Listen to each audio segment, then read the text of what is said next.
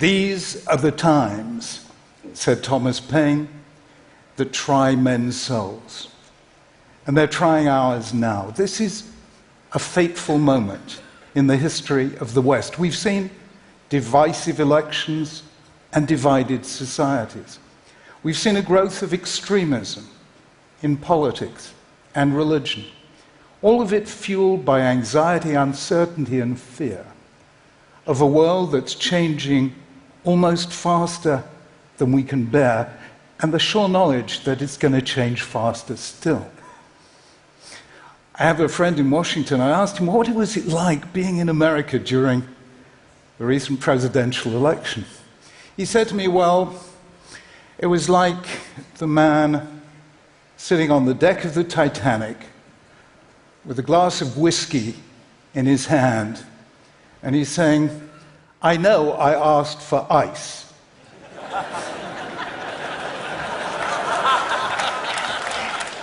But this is ridiculous. So, is there something we can do, each of us, to be able to face the future without fear? I think there is.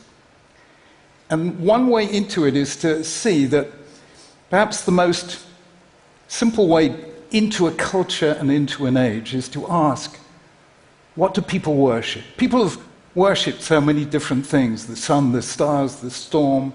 Some people worship many gods, some one, some none. In the 19th and 20th centuries, people worshipped the nation, the Aryan race, the communist state. What do we worship? I think future anthropologists will take a look at the books we read on self-help, self-realization, self-esteem. They'll look at the way we talk about morality as being true to oneself, the way we talk about politics as a matter of individual rights. And they'll look at this wonderful new religious ritual we have created. You know the one?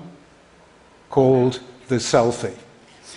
And I think they'll conclude that what we worship in our time is the self, the me, the I. And this is great. It's liberating, it's empowering, it's wonderful. But don't forget that biologically we're social animals. We spent most of our evolutionary history in small groups. We need those face-to-face interactions where we learn the choreography of altruism and where we create those spiritual goods like friendship and trust and loyalty and love that redeem our solitude. When we have too much of the I and too little of the we can find ourselves vulnerable, fearful, and alone. It was no accident that Sherry Turkle of MIT called the book she wrote on the impact of social media Alone Together. So I think the simplest way of safeguarding the future you is to strengthen the future us in 3 dimensions: the us of relationship, the us of identity, and the us of responsibility. So let me first take the us of relationship, and here, forgive me if I get personal. Once upon a time, a very long time ago, I was a 20-year-old undergraduate studying philosophy. I was into Nietzsche and Schopenhauer and Sartre and Camus. I was full of ontological uncertainty and existential angst. It was terrific. I was self-obsessed and thoroughly unpleasant to know, until one day I saw across the courtyard a girl who was everything that I wasn't. She radiated sunshine. She emanated joy. I found out her name was Elaine. We met, we talked, we married, and 47 years, 3 children and 8 grandchildren later, I can safely say, was the best decision I ever took in my life, because it's the people not like us that make us grow. And that is why I think we have to do just that. The trouble with Google filters, Facebook friends, and reading the news by narrowcasting rather than broadcasting means that we're surrounded almost entirely by people like us, whose views, whose opinions, whose prejudices even are just like ours. And Cass Sunstein of Harvard has shown that if we surround ourselves with people with the same views as us, we get more extreme. I think we need to renew those face-to-face encounters with the people not like us. I think we need to do that in order to realize that we can disagree strongly and yet still stay friends. It's in those face-to-face encounters that we discover that the people not like us are just people like us. And actually, every time we hold out the hand of friendship to somebody not like us, whose class or creed or color are different from ours, we heal one of the fractures of our wounded world. That is the us of relationship. Second is the us of identity. Let me give you a thought experiment. Have you been to Washington? Have you seen the memorials? Absolutely fascinating. There's the Lincoln Memorial. Gettysburg Address on one side, second inaugural on the other. You go to the Jefferson Memorial, screeds of text. Martin Luther King Memorial, more than a dozen quotes from his speeches. I didn't realize in America you read memorials. Now go to the equivalent in London in Parliament Square, and you will see that the monument to David Lloyd George contains 3 words: David Lloyd George. Nelson Mandela gets 2, Churchill gets just 1, Churchill. Why the difference? I'll tell you why the difference. Because America was from the outset a nation of wave after wave of immigrants, so it had to create an identity, which it did by telling a story which you learned at school, you read on memorials, and you heard repeated in presidential inaugural addresses. Britain, until recently, wasn't a nation of immigrants, so it could take identity for granted. The trouble is now the 2 things have happened, which shouldn't have happened together. The first thing is, in the West, we've stopped telling the story of who we are and why, even in America. And at the same time, immigration is higher than it's ever been before. So when you tell the story and your identity is strong, you can welcome the stranger. But when you stop telling the story, your identity gets weak and you feel threatened by the stranger. And that's bad.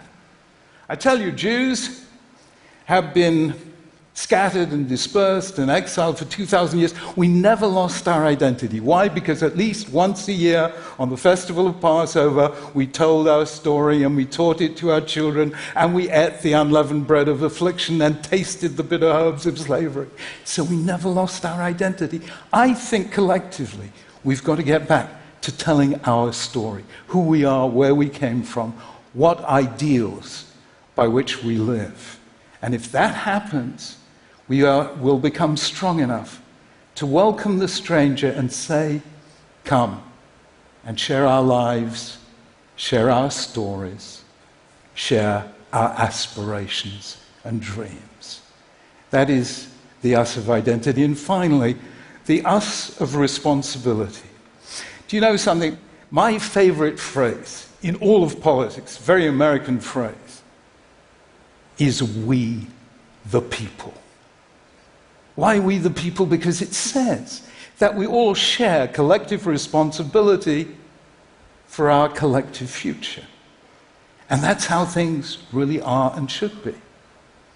Have you noticed how magical thinking has taken over our politics? So we say, all you've got to do is elect this strong leader, and he or she will solve all our problems for us. Believe me, that is magical thinking.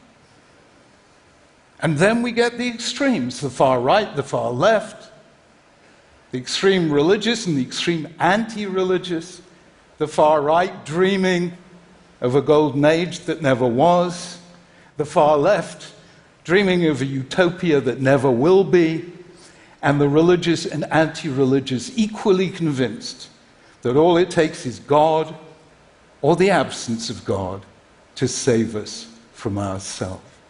That too is magical thinking, because the only people who will save us from ourselves is we, the people, all of us together.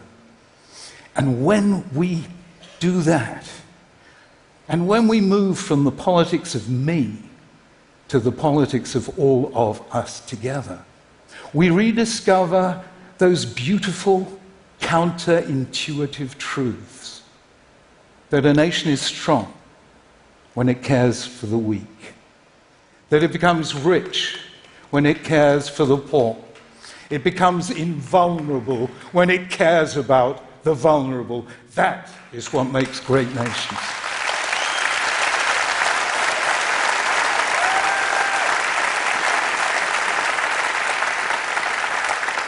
So here is my simple suggestion.